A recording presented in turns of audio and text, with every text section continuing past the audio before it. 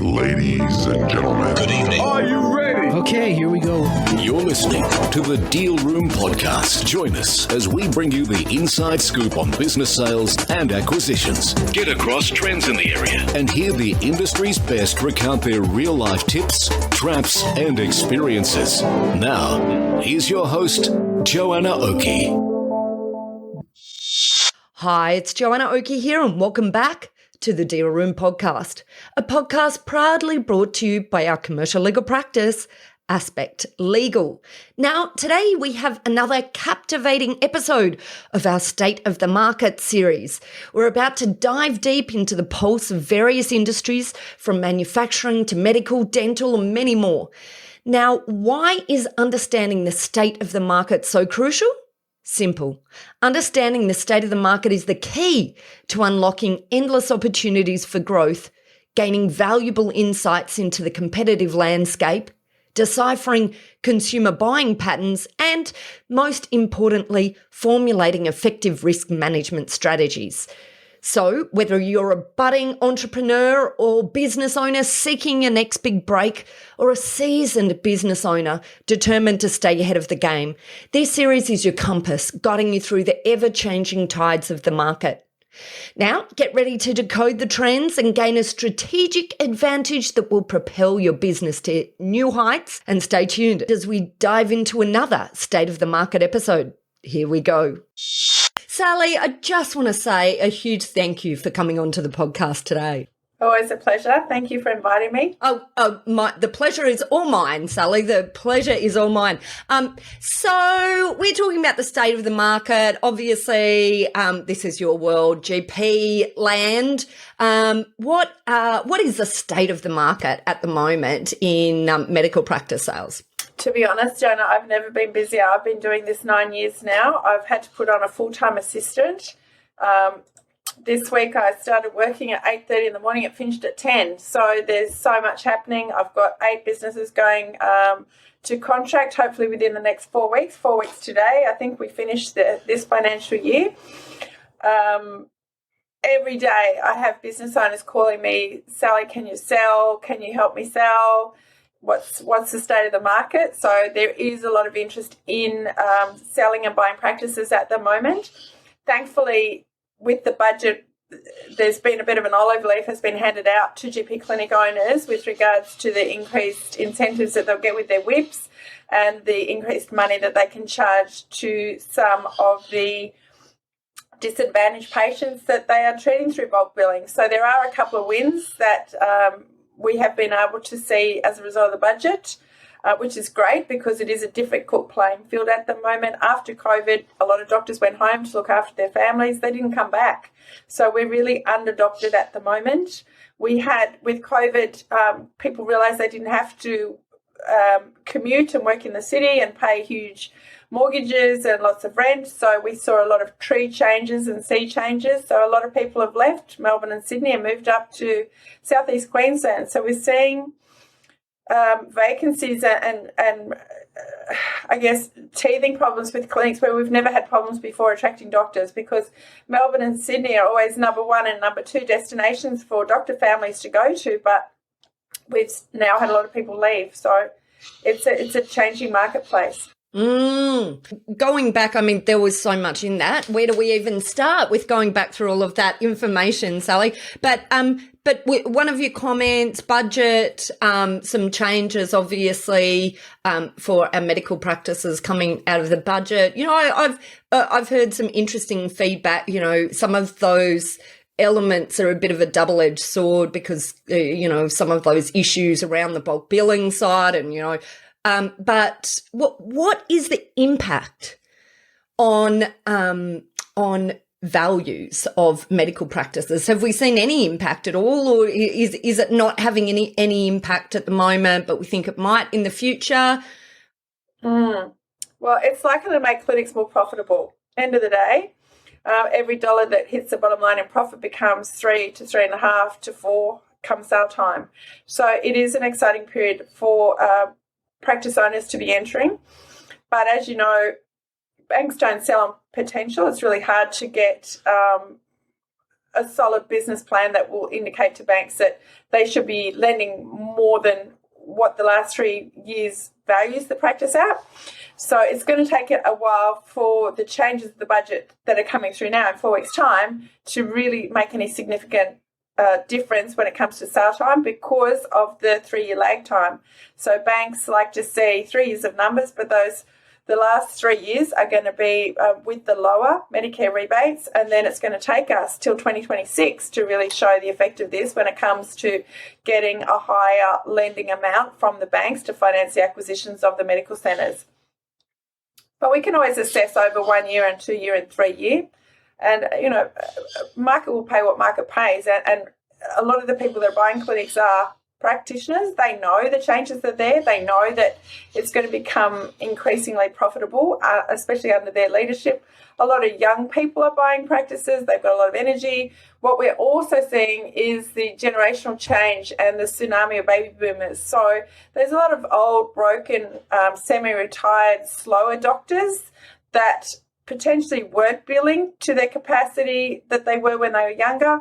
So if with this transitional change we see a lot of younger people coming in, then the practice is going to be a lot more profitable as well. It's interesting. Regardless of the Medicare changes, sorry. Well, it's interesting. I was just going to say this is one of the industries where I see people working the longest into I had selling an 80-year-old their business at the late. yesterday, an 80-year-old.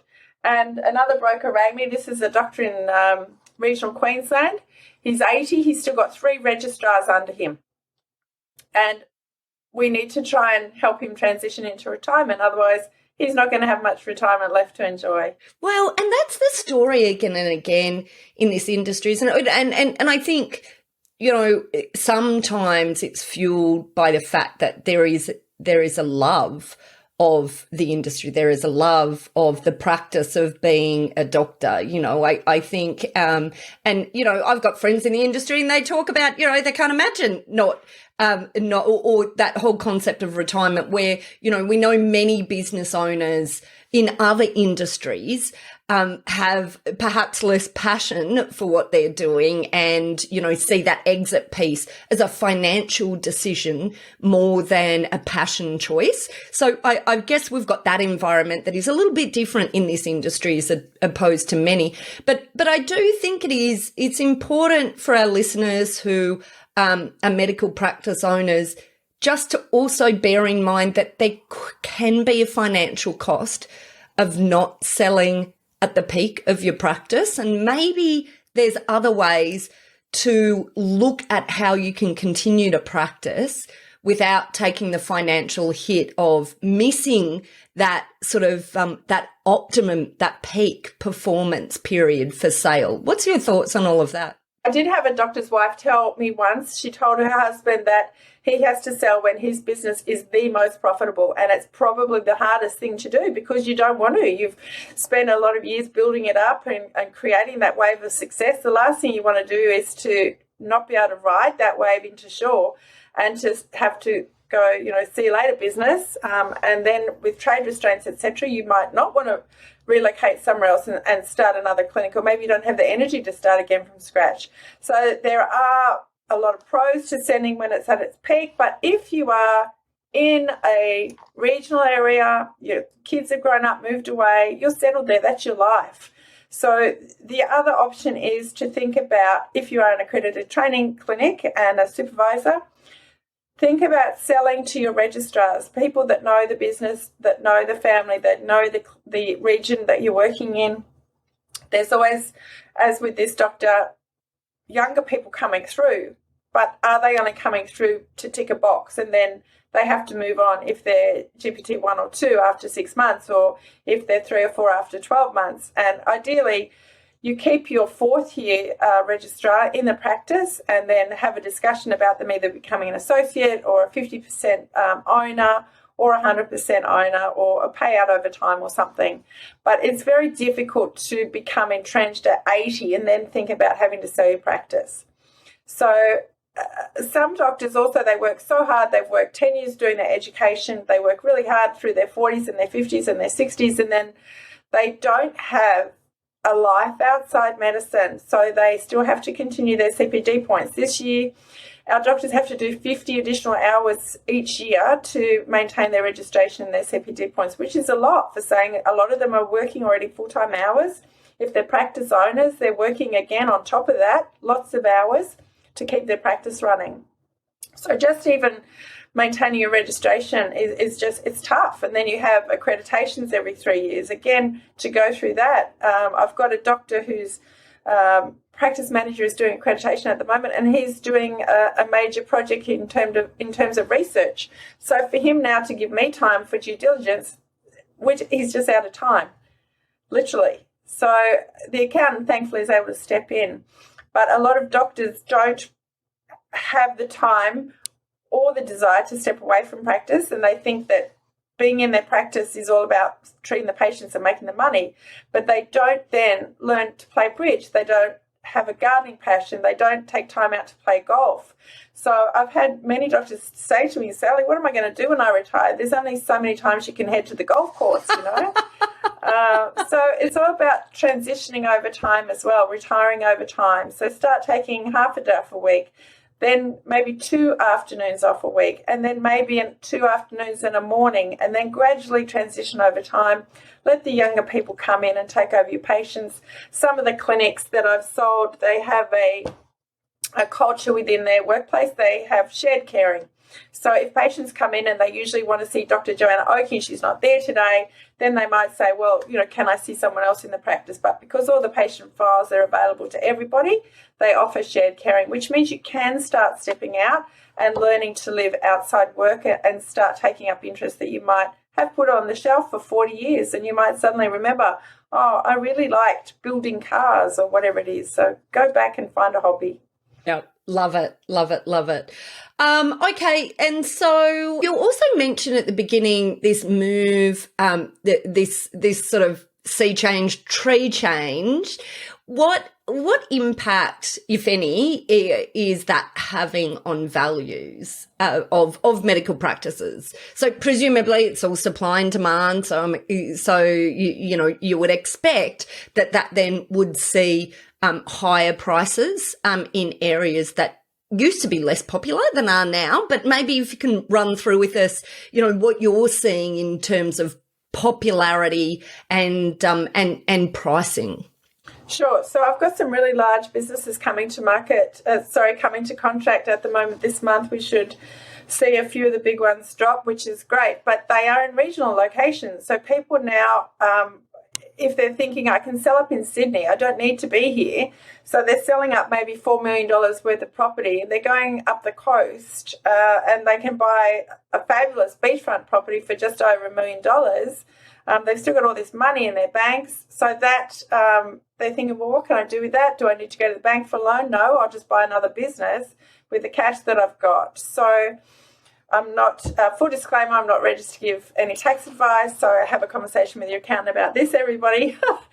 But we are seeing big sales in regional areas now, which is great. It's great, and because what's happening, I guess, to preface that with, retirees are selling their $4 or $5 million homes in Sydney, and they're going up the coast. They're buying these beautiful homes. So there's a big retirement surge out of Sydney, and with your chronic disease management, your CDMs and your higher item numbers, the GPs are then having this surge of retirees that are now landing on their doorsteps, and these are profitable numbers for the doctors to be billing in their clinics. The other thing is they're cashed up retirees, so they're not reliant upon bulk billing. So they're happy to pay for quality services. They're happy to pay to have a great clinician treat them and pay for that privilege of spending quality time, half an hour or so with your doctor to actually work through. It might be comorbidities as well. It's not just usually one thing when you get to retirement age. It's your knee, it's your back, it's your hearing. It's, you know, one thing after another, unfortunately. Well, and that's a fascinating point, absolutely, on then, the changing mix in regional areas now in medical practices. Really fascinating comment. So much happening in the market, Sally. And I guess, are there any last tips or tricks that you would leave in the current market for our buyers or our sellers? Yeah, it is a bit bullish at the moment. So I say to people, please go and get some pre-approval. Start talking to your bankers now, because if you want to buy, you're going to get pipped at the post if you're not ready. So I had someone call me yesterday. I've got a clinic to sell down in a deep area of Melbourne. I had people there at 11 o'clock today. So I said to them, if you're not there, they will sell it to somebody else. So make sure you're ready. If you put your hand up and go, I want to buy a practice, make sure you're ready. Do your homework. Get KPIs together. So people ring me and go, I want to buy a practice. I'm like, okay, what's important to you? Oh, it's got to be established. I'm like, no, you need to go. It's established. It's got 5 consulting rooms. It's got 3 doctors remaining. It's got to be blah, blah, blah. So make sure you know what it is you want to buy, because otherwise you're going to waste a lot of time looking at things that you don't want to buy because you don't know what you want to buy. So it's really important to have clarity in your vision. Be organised. Have your commercial lawyer. Talk to someone like Joanna. Talk to Joanna. Have your commercial lawyer. Have your financier that has already looked over your numbers and you already have a relationship with. If you don't like the first financier you talk to, go and talk to another one. Because if you're talking to a broker, they're going to be able to look across all of the bank's rates and get you the best rate. Make sure that you are doing your homework, because there's no point in going, I really want to buy a clinic in Frankston, and then you realise that the clinic you're looking at isn't the right location, or it doesn't have the right Triple M status. Yes, it might be DPA, but it's still Triple M1, which means that if you are a 19A AA and AB restricted clinician, you can't work there because you still need to work in the Triple M2 and above. So really do your research, have clarity on your dream, and start preparing. I guess those are my 3 hot tips. They are such great tips, Sally. Well, look. As a buyer. Yeah, as a buyer. And then as a seller, you've got to have hot tips as a seller as well. Okay, give us the hot tips as a seller, Sally. You need to have talked to your accountant. Again, full disclosure, we're not registered to give tax advice. Talk to someone that is. So I talked to someone yesterday. I said, look, your age and stage in life, forgive me for asking, but how old are you? Oh, Sally, I'm really old. What was he yesterday? 55. I said, no, that's not going to get you a capital gains tax discount. So what else are you going to do? He said, I'm going to put it into super. But find out how you can minimise your tax before you're bringing your business to market. Talk to your accountant. Is it going to be a company sale or a share sale or a business sale of the assets? So are we talking about things that are integrally related with your ABN? For example, if it's an NDIS business, yes, it's going to be a company sale. But if it's a GP clinic, maybe it's just going to be a business sale with assets. So find out what it is you're selling first. If you have got convoluted financials, I just hung up earlier today from a doctor. He's got 3. He's got his proprietary limited and then 2 family trusts. I'm not a forensic accountant, neither is your buyer. So if you have a complicated structure, talk to your accountant and ask them to undertake special purpose financial statements. So at a glance, I can go, oh, yeah, I can see how much profit it's making, because the people that are going to be applying to buy your business have less training in business than I do. They are not accountant trained. They want to look at your bottom line and go, oh, I can see it's making $212,000 in EBITDA. They don't want to be reading 3 lots of financial statements. So when you come to market, be ready, because if you are talking to buyers that are ready and they can't understand your business quickly, they will look at something else I'm selling. So I think it's really important, I guess, the take-home point is, if you're a seller, be ready to sell. If you're a buyer, be ready to buy, because these opportunities are just happening so quickly at the moment. They absolutely are. And I think that's great advice. We see so many sellers in all industries. medical practices are just one, and they're exactly the same as the others in that there's, key things that are not understood from a legal perspective. Employee entitlements is often very confusing, and quite often we see, very regularly when medical practices are sold, they've actually been established for a long period of time. They're the sort of business that is held on to for a significant period quite often. Not always, but just I'm talking about the sort of the average. And sticky stuff, that's it. Yeah. And so you've got a lot sitting in entitlement. So it's super important that, you understand what that means as a seller, you understand what that means as a buyer, and you understand how to deal with that negotiation or discussion together. Because I do find that this can be a sticking point, and mostly just because both parties aren't coming with having understood, or they, perhaps they're not getting the right advice along the way. And they're, because I think the thing is there's fairly clear ways to deal with all of this, but the problem comes when either party or both parties just don't really understand. So I think that your advice in relation to get prepared is absolutely correct, and get prepared also, I think, extends to get educated or go, to get yourself a deal team that you trust who can be across all of those issues, because it is that interaction, between your broker, your accountant, as we've talked about the tax issues, and your lawyer together, because, some of these things are, they really do need the joint minds together, thinking and acting on your behalf. And I think that becomes key. Then you don't get concerned, because the other thing I find in this industry, doctors are smart people. They have studied so long, but business, and particularly the sale or acquisition of a business, quite often is confronting for them, quite often scary, because it's a whole bunch of stuff that they've never thought about and don't know how to deal with. That I think becomes particularly hard for people who are so used to understanding the ins and outs of what they do, and whose whole practice, business success is based on being precise. So, I think the thing is, don't have fear. Just make sure you're talking to the right people. I think, that's one thing that I would give as a tip. Yeah, 100%. So I had a lovely email. So I've been working with a practice owner in Melbourne to sell a clinic. We got an acceptance earlier this week, and today she writes to her deal team, "Hi all, here's everybody's contact details." So in one email, I met her accountant, I met her lawyer. We've worked through the sections 52 for Victoria. So it was lovely to just be open, honest and transparent. There's no need to hide people from each other. We can all work together. We all support each other. We're all here for your transition.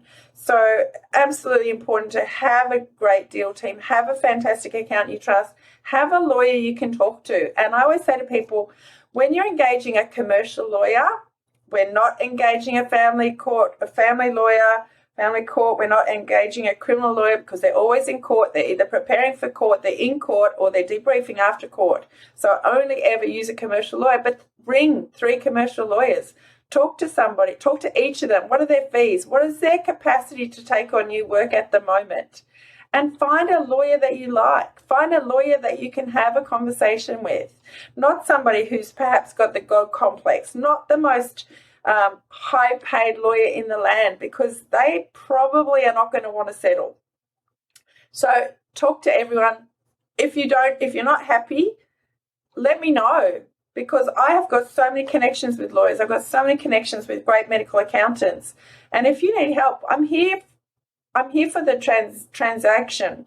So without both parties, I can't make a deal. So, just be open, honest and transparent. If you don't understand what's happening, there's no shame in saying, "Hey, Sal, I don't understand what does this mean?" Because, if it was my health and I was coming to you for your thoughts on my health, I'd be asking you, "Hey, doc, I don't understand. What does this mean? But please it'd be great if people just ask us rather than feeling embarrassed, as you said, because they don't know, because they do 10 years of education. They don't do one business unit. So at least the pharmacists, they get taught business, but doctors don't learn business, and they pop out at the other end after 10 years and go, right, I want to buy a business now. So overwhelming is the understatement of the year for that sort of situation, I think. Well, look, Sally, and actually on that point, I guess I'd say we actually have a lawyer, choosing a lawyer checklist. So we might even put that as a link here. And we will, of course, link to you, Sally Stuart, as well. And so if people want to get a hold of you, Sally, how do they do that? Yeah, sure, please. Sally.Stuart, Stuart, at linkbusiness, all one word with 2 S's, at linkbusiness.com.au or 0437082045. But Joanna, I just wanted to say, every listing and selling email that I send out, I send that link to choosing your lawyer checklist to every new vendor that says to me, Sally, can you help me sell my practice? So in the last sentence or second last sentence is a link to that. Oh, you are so sweet. Well, Sally, that is very sweet. Well, a huge thank you for me and from the Deal Room podcast for being such a fabulous guest as always. Sally Stuart, thank you so much for joining us today. Thanks, Joanna. All the best. Well, that's it for this episode of the Deal Room podcast. We hope you're now primed for your next deal with these pointers and have enjoyed these fascinating insights. Now, if you'd like more information about this topic, then head over to our website at thedealroompodcast.com, where you'll be able to download a transcript of this episode, as well as access any contact details and any other additional information we referred to in today's podcast. Now, if you'd like to get in contact with our guests today and the services they offer, you can go ahead and check out our show notes for a link right through to them and their details. You can also book in directly with our legal eagles at Aspect Legal if you'd like to soundboard your next steps, discuss a legal question, or find out more how we can assist, whether that's with buying or selling a business, or perhaps somewhere in between. Now, don't forget to subscribe to the Deal Room podcast on your favourite podcast player to get notifications whenever a new episode is out. We'd also love to hear your feedback, so please leave us a review and rating if you're already one of our subscribers, or even if you're listening to this podcast for the very first time. Every review helps our team produce valuable content for you. Well, thanks again for listening in. You've been listening to Joanna Oakey and the Deal Room podcast, a podcast proudly brought to you by our commercial legal practice, Aspect Legal. See you next time.